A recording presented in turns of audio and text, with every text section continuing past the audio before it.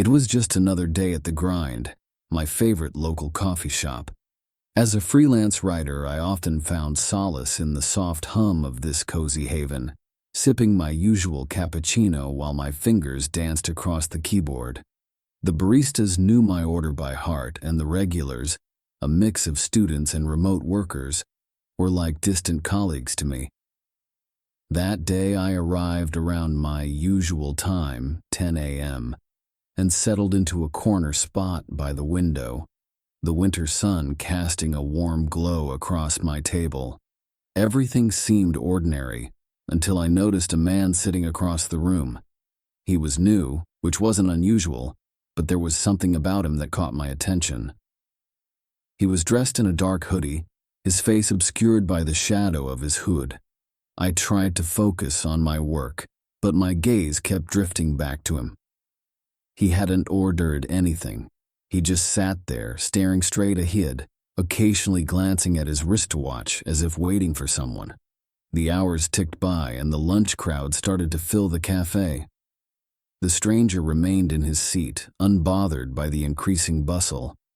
The barista, Jake, approached him at one point, asking if he'd like to order something. The man simply shook his head and resumed his silent vigil. Jake gave me a puzzled look before returning behind the counter. It was strange, but I shrugged it off and dove back into my work. As the day wore on, the cafe began to empty, the evening crowd yet to arrive. The man still hadn't moved. An inexplicable chill ran down my spine. I decided to pack up, feeling an unusual urge to leave. Just as I zipped up my bag, the man suddenly stood up, his movements abrupt. My heart raced. He walked towards the exit but paused, turning his head slightly in my direction. Our eyes met for a brief second, and I saw a flash of something indescribable in his gaze. I hurried out of the cafe, my footsteps quickening as I hit the sidewalk. Glancing back, I noticed the man had left too and was now a few paces behind me. Panic set in. Was he following me? I quickened my pace, turning down a busy street, weaving through the crowd. I heard footsteps mirroring mine, keeping a constant distance. I reached for my phone, ready to dial for help, but then hesitated. Could this all be a misunderstanding? Just as I was about to look back, I felt a hand on my shoulder. I spun around, heart pounding, to face the stranger. His hood was now down, revealing a face that was surprisingly ordinary, yet his eyes held a depth of seriousness. "I'm sorry if I frightened you," he said in a low, calm voice. "I need to talk to you.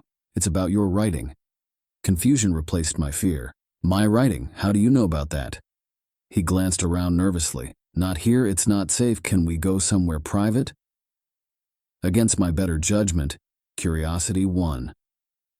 We walked in silence to a nearby park, the city lights casting long shadows on the ground. As we sat on a secluded bench, the man finally spoke. "My name is Mark. I've been following your work for a while. I'm part of an organization that deals with sensitive information. Your articles on data privacy have caught our attention." I was speechless. My writing was mostly tech-focused, but I never imagined it would lead to something like this.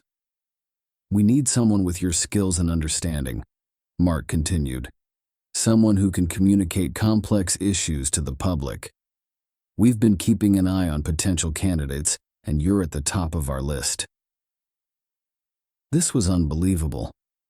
Part of me wondered if this was some elaborate prank. "Why me?" I asked. "Because you have the ability to reach people, to make them understand.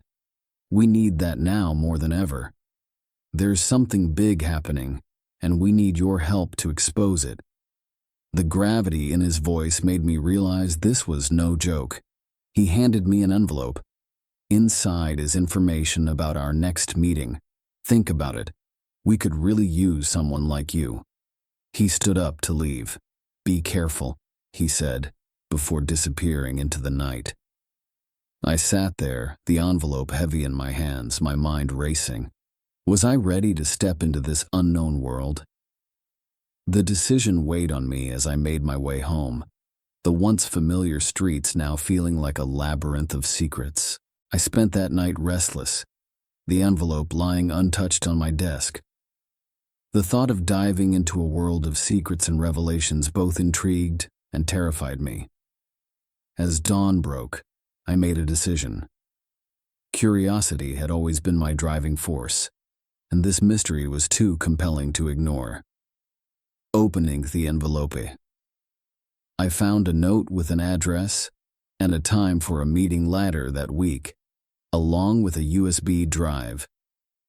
The address was for a nondescript building in a part of the city I rarely visited.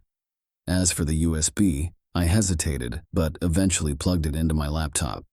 It contained documents about a major tech company allegedly involved in a massive data privacy scandal. The depth and scale of the information were overwhelming. This was not just a story. It was a potential exposé that could shake the foundations of the tech world. The next few days, I spent hours at the grind, poring over the documents, cross-referencing, and verifying facts. My usual spot by the window felt different now, as if the walls of the coffee shop were closing in on me. I noticed every new face, every unusual movement. Paranoia, a new companion, whispered constantly in my ear. Finally, the day of the meeting arrived. I approached the address, a building that looked like an old warehouse converted into office space. Inside, I was greeted by Mark and a small group of people, all serious-faced and businesslike. "We're glad you came," Mark said, leading me into a dimly lit room filled with screens showing various data feeds and news channels. The people in the room, diverse in age and appearance, nodded at me. One of them, a woman in her 40s with sharp eyes, stepped forward. "I'm Lena," she said. "We're part of a collective that aims to uncover and disclose truths hidden from the public. The documents you saw are just the tip of the iceberg." The meeting was a blur of information, plans, and strategies. They spoke of encryption, covert surveillance, whistleblowers, and more. I was assigned the task of drafting an article that would bring the scandal to light, using my platform to inform and rally public opinion. Over the next few weeks, my life became a whirlwind of secretive meetings and late-night writing sessions. I met with whistleblowers, tech insiders, and data security experts, each adding pieces to the ever-growing puzzle. The collective, as I learned, had been working on this for months, and now, with my involvement, we were close to breaking the story. But with the growing anticipation came increasing anxiety. I felt eyes on me wherever I went. My phone seemed to buzz constantly with anonymous threats and warnings. The weight of what I was about to reveal began to bear down on me. The day before the article was set to be published, I returned to the grind, seeking the comfort of familiarity. As I sat with my cappuccino, my gaze fell on the seat where the stranger, now my ally, had first appeared. It seemed like a lifetime ago. The next morning, the article went live. The reaction was immediate and explosive. The news spread like wildfire, dominating headlines, social media, and sparking debates across the globe. The tech company issued a statement denying the allegations, but the evidence was irrefutable. Calls for investigations and reforms echoed in government halls. In the midst of this storm, I felt a strange sense of calm. I had played a part in something significant, something that might change the world for the better. But as the days passed, the reality of my actions settled in. The collective, once so active and communicative, had gone silent. Mark, Lena, and the others were now just shadows, their part in this story concluded. As for me, I returned to my writing, but with a newfound perspective.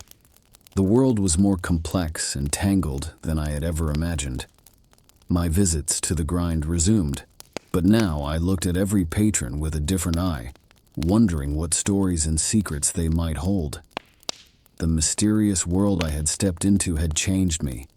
I had seen behind the curtain, and couldn't unsee the machinations of power and secrecy. But in that knowledge, I found a new purpose. My writing had power, and I was determined to use it, not just to tell stories, but to reveal truths. And so, I continued, one story at a time, in the corner of a coffee shop where it all began.